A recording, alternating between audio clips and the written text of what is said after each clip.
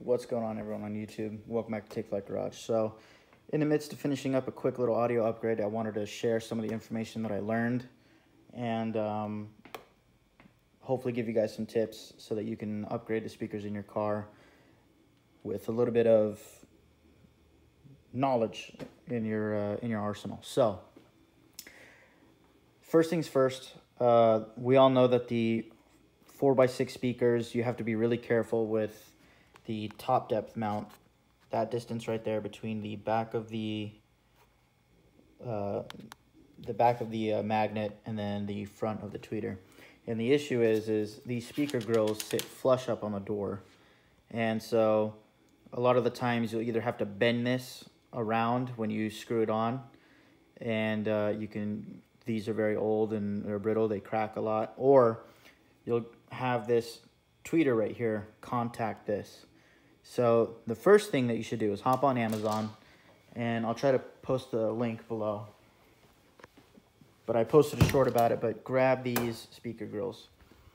So I was worried that these wouldn't fit. I'm so sorry about the lighting, but I was so worried that those wouldn't fit, but I saw that on the later cars, Porsche actually used those from the factory, and you can actually get them from Pelican Parts, but the Porsche parts are about $100, I want to say, each side, or they come as like $114 for a pack. Those things were $10.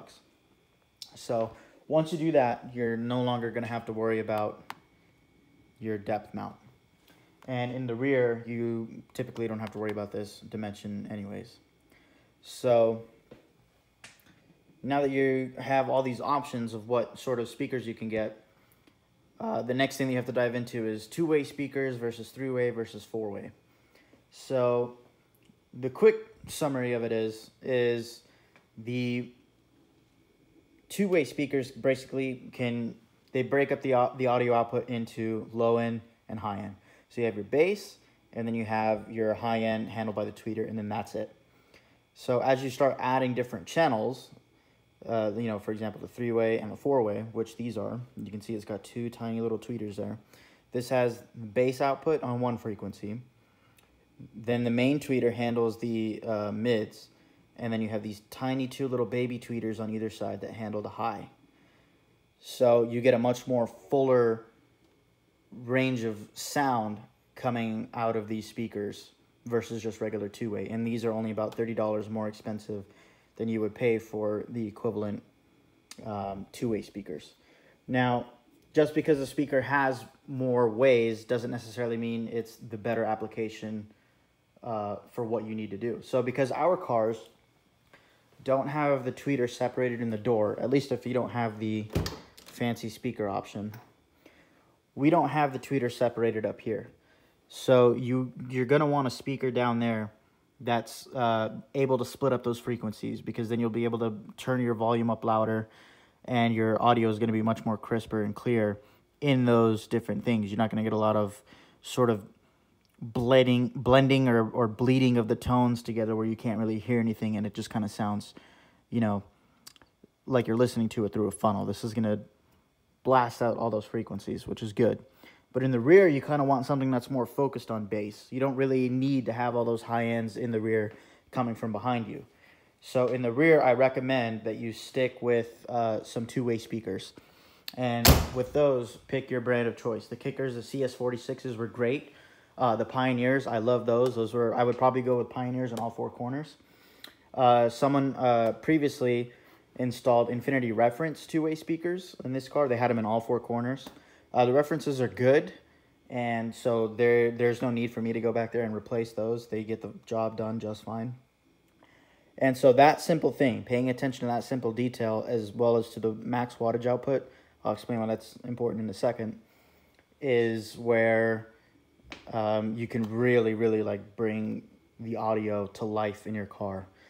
Also by having a higher quality head unit too. So if you don't have $600 to spend, or 500, or whatever the Blaupunkt is that everyone is using nowadays, in a late car, I wouldn't mind having a doubled-in touchscreen. Anything with Apple CarPlay, it just makes driving easier. You're going to lose that pocket, but that's a personal choice. or if you just need something quick and dirty for the time being, $100. And I would still recommend that that JVC head unit that I had in my 83 before it got hit. I really love that thing. So now, as far as the max output on the speakers go, those are important because if you ever decided that you wanted to put an amp and a subwoofer back here, which is, you know, especially with these head units, they have the option to do it. So that's where this number gets important, because that's where your amplifier, you know, if you do go for an amplified setup, you know, the higher output, the more power you can run into your speakers. So 130 watt versus 210 watts, you're going to want something that's 110 watts. You're not going to use all of those 100 or 210 watts, but it's, you know, if you're familiar with the guitars, it's like having a 250 ohm potentiometer versus a 500 ohm pot. For, you know, that output is there if you want it.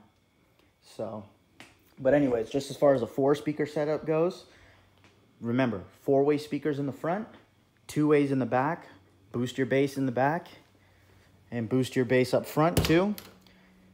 Grab a good solid head unit. There's only 4 speakers coming out of here, so whatever you can get that will split up those higher and mid-range frequencies up from the bass. Let the cone only worry about the bass versus those other audio frequencies. You're gonna get a much higher quality sound. So I can't give you, I mean, I'm not gonna get demonetized for it, but I don't want the video to get taken down or anything like that, so I can't give you an audio sample.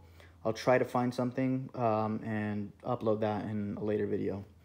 But for now, yeah, I just wanted to share that. Keep that in mind, and pick up the speaker grills, because they make a world of difference. So cool. Thanks for watching, guys. See you in the next one.